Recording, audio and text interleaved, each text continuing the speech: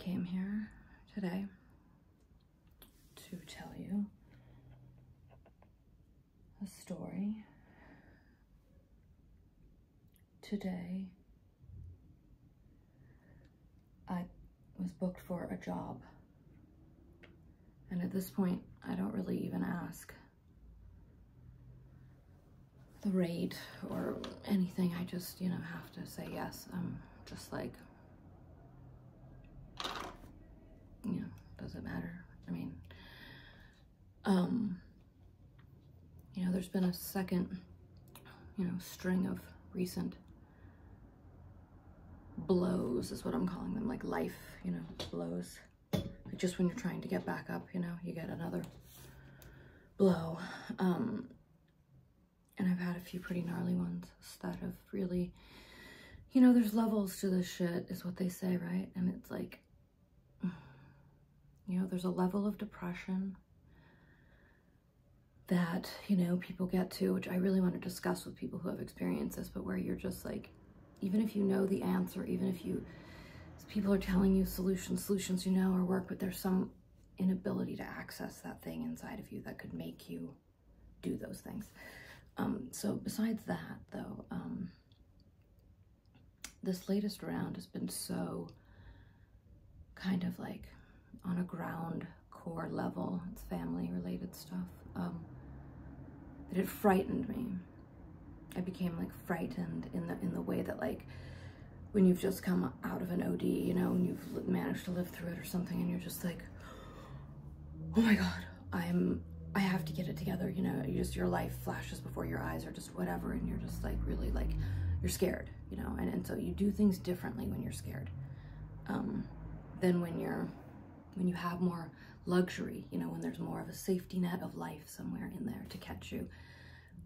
And this is my experience, when you have the luxury of, oh, I don't know, maybe I'll, versus just like scared straight is the terminology, like, oh my God. Like you just have the blinders on, of where everything is, how bad everything is. And then, the spotlight is just shown on like exactly how bad it could be and how quickly it could be that bad. The kind of thing too, that's like, I'm not kidding, when it's like very, I don't want to say dehumanizing, that's not the right word, but it's like the frivolities, the luxuries, that's what I keep using, but the privileges of being a human being with choices, those are gone. So whatever that state is, I mean, honestly, it's like people like who have been, victims of like long-term probably kidnapping or like, in a, I mean, slaves or, I'm just trying to think, people who have like, if you just, had been homeless or something for a long time and then got a chance to go to get something was given to you. I've recently learned about, I'm not kidding about any of this. I really had no interest in like this type of history, this era of history before in my life. So everything is like brand new to me. Like I don't know anything about any world wars. I didn't know anything about any of those people. Stalin, Hitler, obviously you know who that is. But like beyond him, I knew nothing about any of the American history, war, or worldwide history, like nothing. Not to mention ancient history, which I'm also deeply into right now. So I'm just like learning a lot about stuff, and I just learned about the Gulag. And I normally don't watch things, for the last 3 years, or more, I turned off the TV. I don't watch things. I listen to them and I do my, arts and crafts or whatever. And I found it's just been really interesting that I learn, I absorb a lot of information that way and I retain it like a lot. And I've just enjoyed it. And I realized I don't really actually, I love fashion, I love era, I love all those things, but, I've realized the visuals for me right now, at least, are like not helpful. They're not, I don't need them. They're not part of what I need. I'm listening to the details of the stories. And that's what matters because I'm completely capable of feeling it and putting myself in someone else's shoes. I mean, seeing the things is obviously adds another layer of horror that again, I don't necessarily need. But I agreed to do it the other night because Mikers likes it, when I'm like laying next to him in bed instead of in my room, across the way with the curtain closed because I need bright lights to see everything and whatever, you know, we're talking, but going, what? Because he's in the next room over. Anyways, I agreed to go and like, you know, sit in bed with him. And of course he falls asleep immediately. He's a man. But the gulag, you know, and I just personally, I mean, that was days ago, and it's really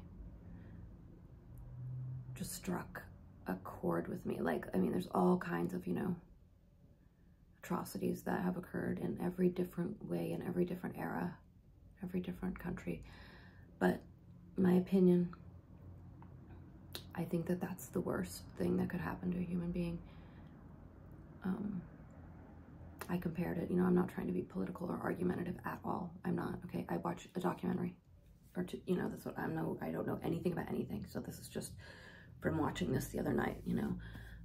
But it was hours and hours of several episodes, and it was just like so horrific that I feel like it's worse than almost any other kind of punishment that has ever been done to humans. Like, I mean, I don't even want to say it, whatever. Some other atrocities have just ended quicker, you know. They've been just as horrific, but they were over sooner. And then, you know, other types, you know, were just as demoralizing, just as dehumanizing, just as painful. But what I saw or could pick out of those, and not to say they're better, I'm not saying that, but Singing or Sunshine, or at least every once in a while seeing one of your other enslaved people being smiling, or a beautiful moment between you, or, I mean, born out of the most, you know, desperate, you know, seeing the silver lining in things that there is no silver lining in because you're a survivor. But, you know, seeing, yeah, one of your fellows people smile, a child, you know, just a few tiny morsels of goodness, you know. Even you're the operator of the whatever type of slave operation you're, you know, held in, possibly maybe treating someone of you like a human being occasionally, like.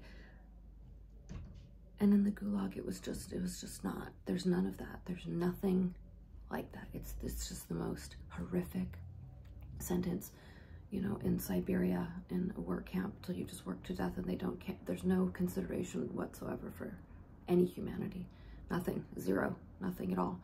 They don't care. I mean, you can't be a hero. You can't be you're just not recognized. You're just taken from your family, and you just go and you just work to death. And that's just, there's nothing. And it's Siberia, you know, and it's freezing cold, and it's just, you die, and you just die in the snow from working too hard, and, you know, digging up holes in the frozen ground with only your hands, and, you know, for like 17 years. I don't know. It really bothered me, and it made me feel like, you know, the word gratitude is thrown around so much these days, but, you know, and also having gratitude, by the way, doesn't like fix all your problems. You know, it doesn't mean that the things that bothered you before don't bother you because suddenly, oh, I'm grateful, you know. So, I mean, all of this was just to tell the story about my weird job today, because, you know, this is the mindset that I have when I'm going into this, where I'm just barely, you know, surviving, like just doing whatever's in front of me. My goal is to only support myself. I don't care. You can strip away like everything else, all my possessions. Like, I just, you know, I'm just like at this bare bones, barely able to survive kind of mentality. So I say yes, and I, you know, get dressed for this job, and I go out there, and I take Ubers, and it's in Malibu, and it's of course it's some, you know, gorgeous beach house and with a view, and I get there, and my only job to do for the day is to tailor, to hem, and take in about an inch at the waist a 4-year-old's tuxedo. And he was a lovely kid. His pregnant mother was there with her. He was pregnant with her 3rd son, blonde, you know, perfect, happy little cute family. I mean, the 4-year-old in her tuxedo was freaking adorable, you know, like, it's just so, he was so cute. He came out later because it was for whatever, a preppy brand name label, and he was super preppy, and I just said, hey, there's a beach dad, because he just looked like a beach dad, just like, I don't know, so cute. I wanted him to like go surfing in the tuxedo. Anyways, so that was my job, and that was just, you know, that's a weird thing to do for a living. And I'm just looking out at the gorgeous, gorgeous Malibu, you know, the coast, and just thinking gulag, and how, like, you know, how precious this freedom is. And again, it doesn't really like fix your problem. It doesn't make it all go away, you know, but at least I don't know, I was just like, I feel like forever I will compare everything to that, you know, and just have, at least, if nothing else, if it doesn't fix my problems, it does add a layer of compassion to my like mental thinking, because how dare I, you know, like, sure, everyone's problems are subjective. I'm not saying, I'm complaining right now, you know, I'm telling you about my painful family experiences and whatever, but there are levels to this shit.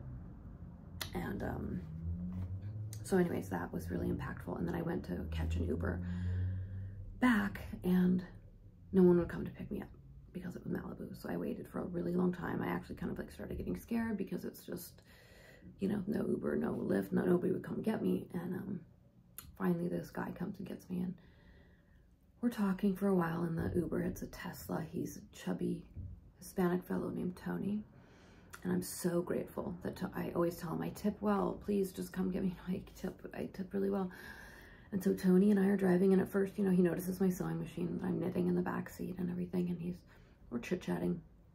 And then almost right away, you know, 5 minutes, less than 10 minutes in, he asked me about, well, maybe 15 minutes in, we're starting to go through canyons and stuff now, and he asks, so are you gonna, you know, retire? Like, what's kind of like oddly, like, what is the plan or something? Like, kind of out of nowhere. There was no, we were just talking about getting your wife a sewing machine, you know, and I was gonna send him to my guy, and I was like, where do you live? And he says Tijuana. I'm like, oh, well, never mind, you're probably not gonna go to Westchester, and then you're asking me about retirement.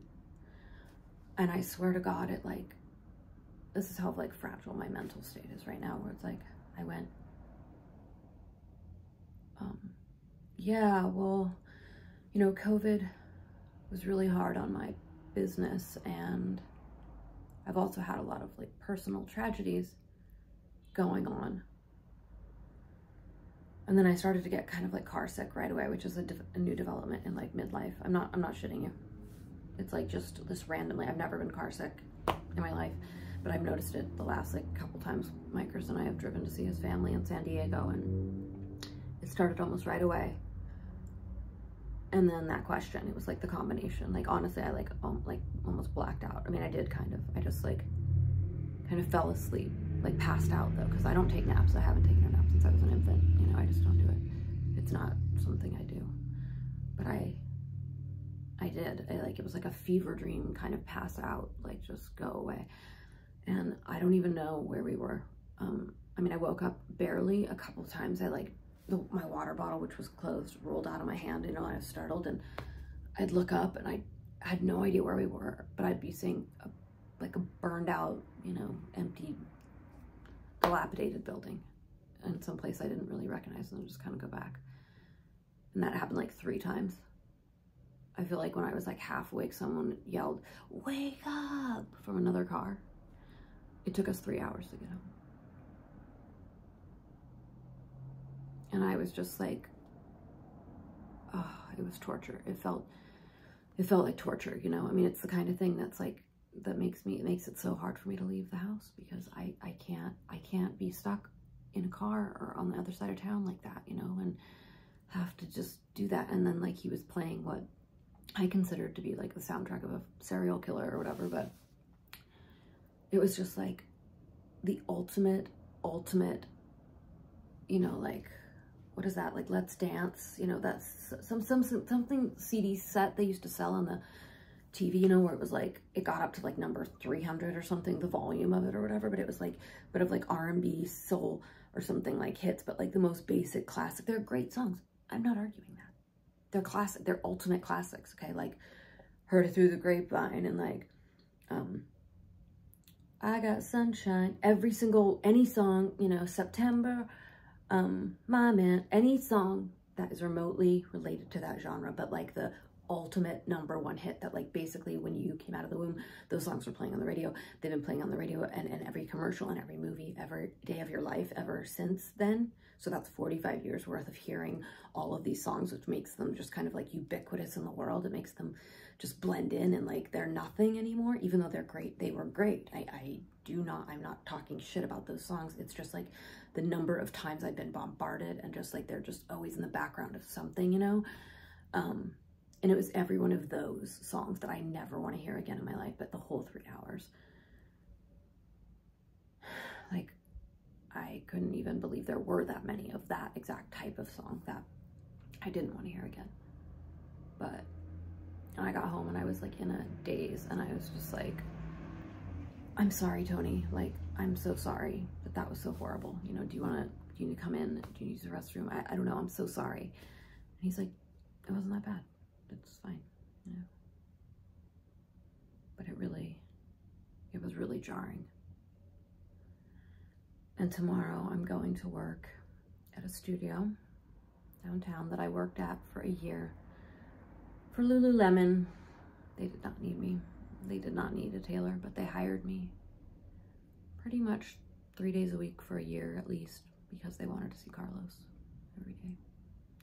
And I would bring him and we would just all love him and take a million photos of him.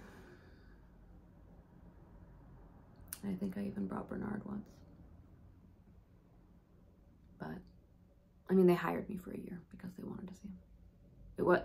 They basically told me, I mean, it was a fact.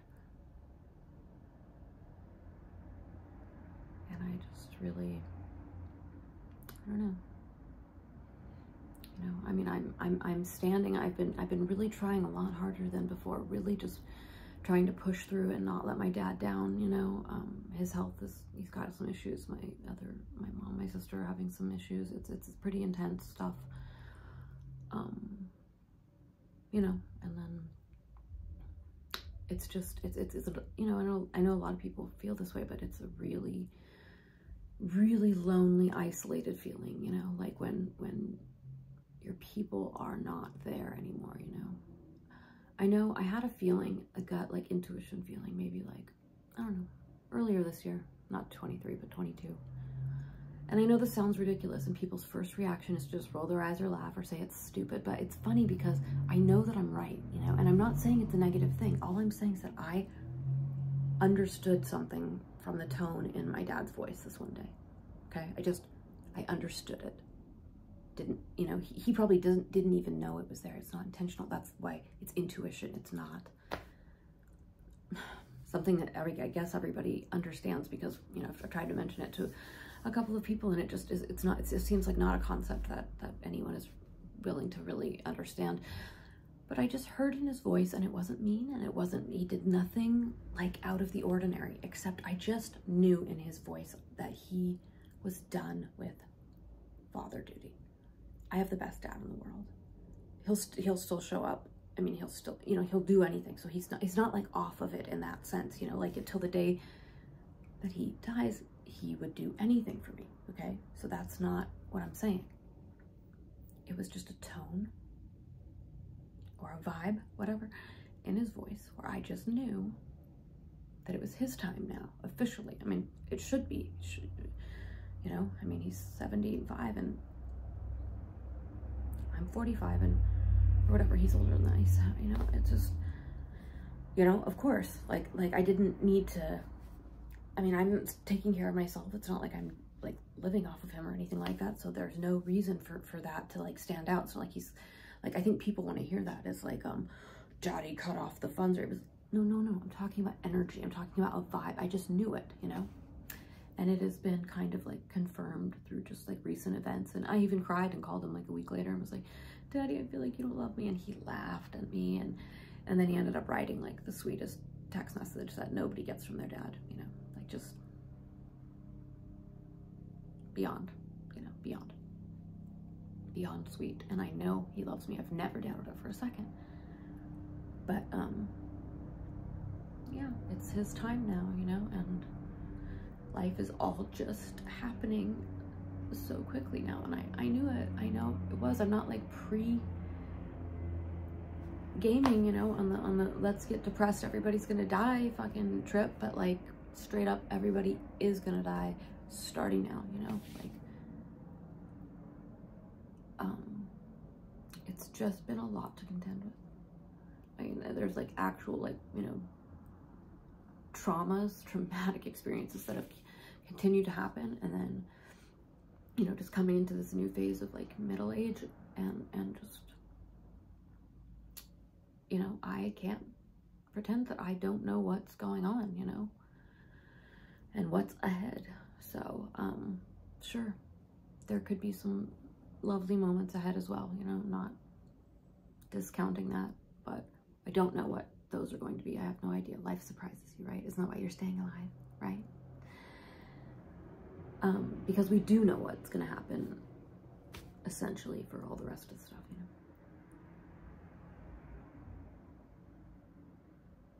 So, you know, it's just, I'm just very delicate and fragile, but also like very strong, because I'm choosing to just hold on and do my best for my dad, you know, like I'm not gonna let him down.